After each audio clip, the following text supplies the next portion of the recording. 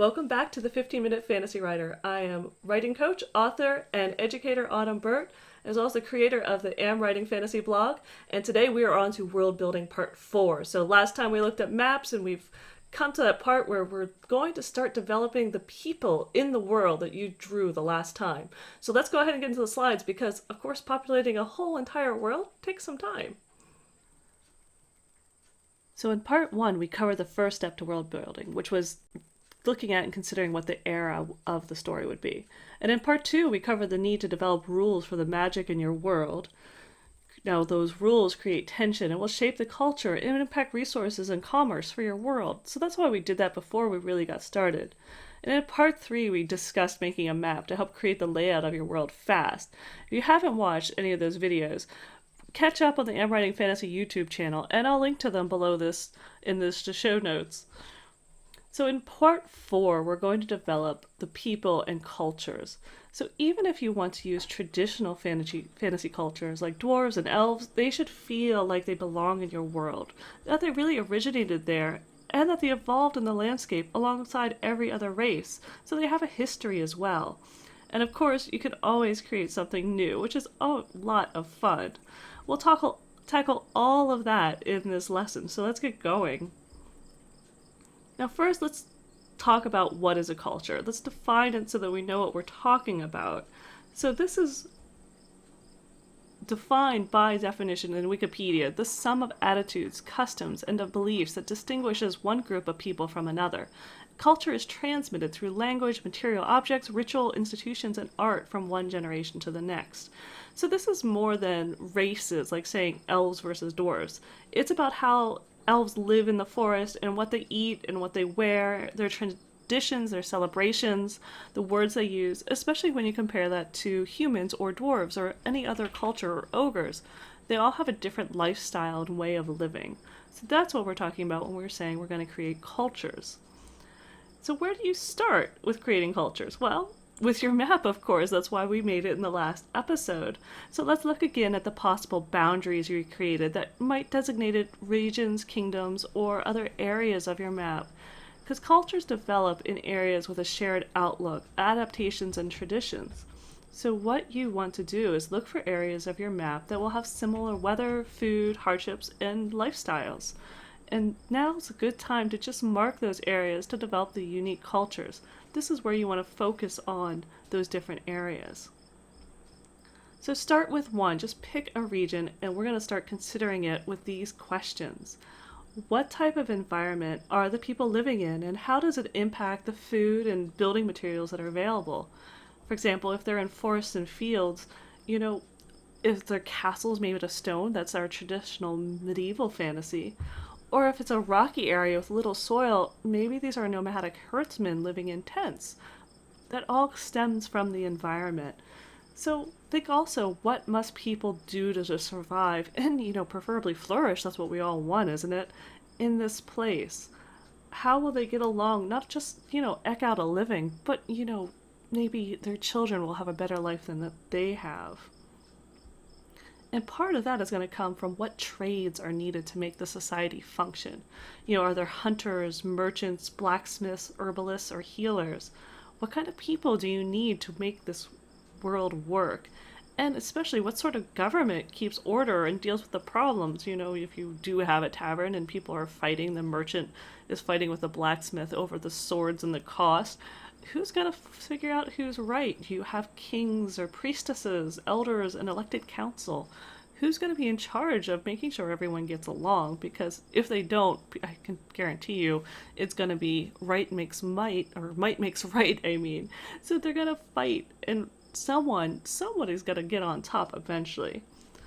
And we're talking about fantasy here, so how is magic viewed and used? Is it forbidden? Is it normal to the culture? Is it just sacred and these are the priests in the temple? You should know how this is viewed because it's going to affect how your culture develops.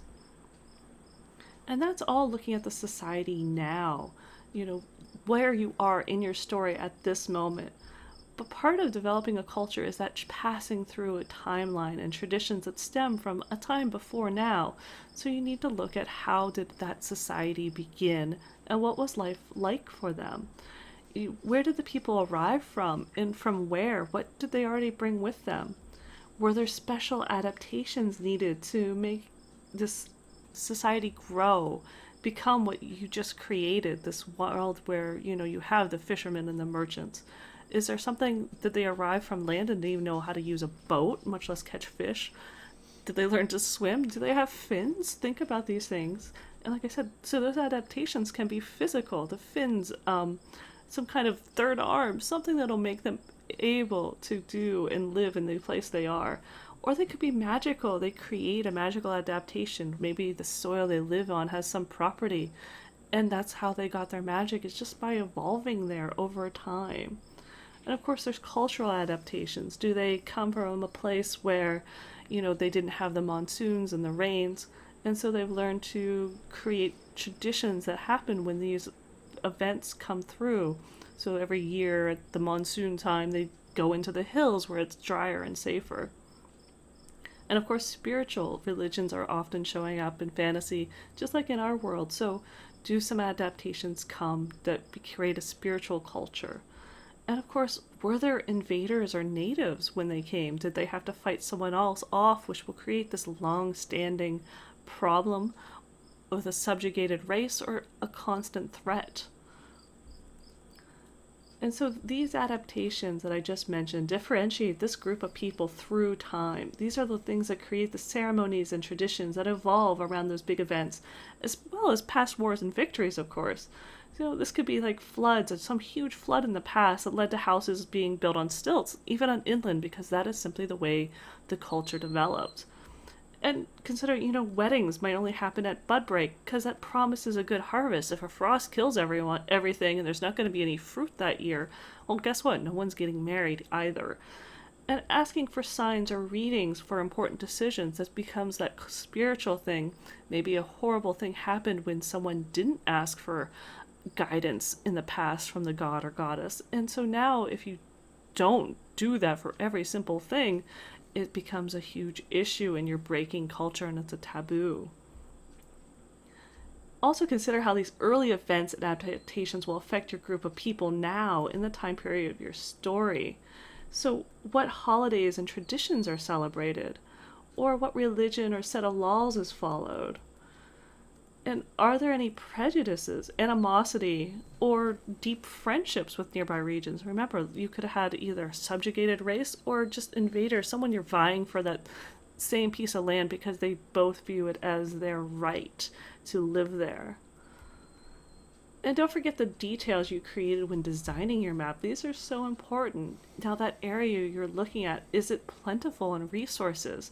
So are they really wealthy because they have a huge trade network and they have all this fruit or fish or something that's at their disposal? It could be coal, metal, something that makes them just really wealthy and a very advanced civilization.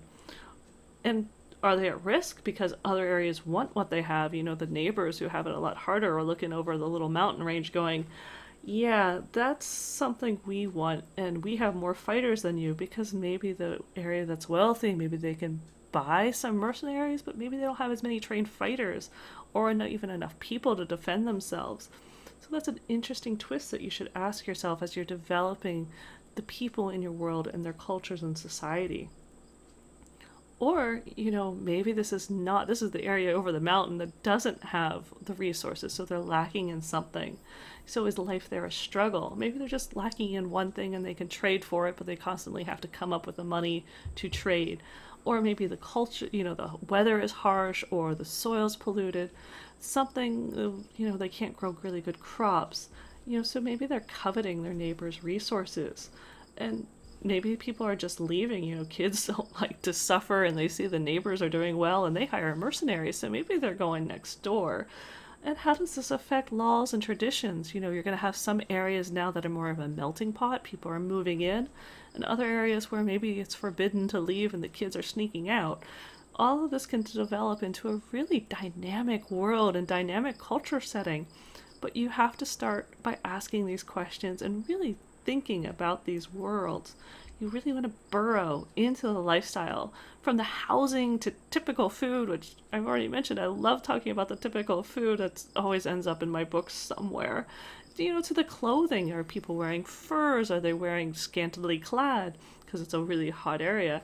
To the governments, to the people who are solving problems of this group of people.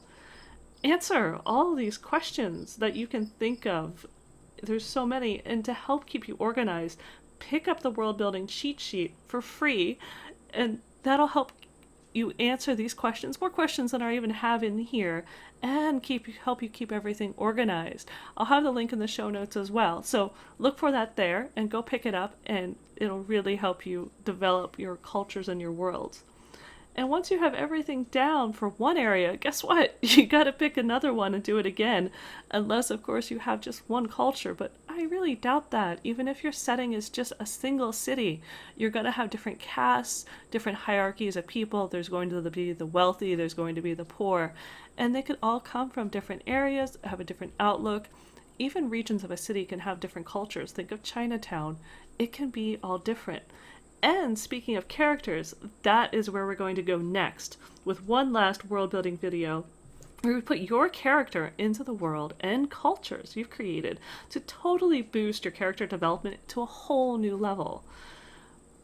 But before we go, remember, every region, here's a big tip, in your world should have cursory development to know the major differences between other areas. So even if the characters never visit the area and none of them are from that region, you don't have to really get down to every single little gritty nuance.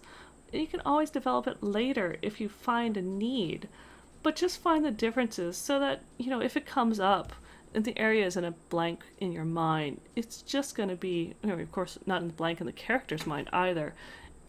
So you don't have to spend quite the level of detail in every single region of your map, which is a good thing because you don't want to spend a whole bunch of time working on something that never shows up in the story. But you should have at least a cursory level of idea of what's going on there and who the people are and at least how they're different from your main characters. So that is it for this 15-minute fantasy writer. Don't forget to check out the Am Writing Fantasy website for more great tips, and follow the YouTube channel to get notices when a new video is released, and the blog for writing updates. And let me know what your thoughts are on world building, and especially creating these unique cultures in the comments. Do you care when a book just uses a cut and paste society from another work like Tolkien's?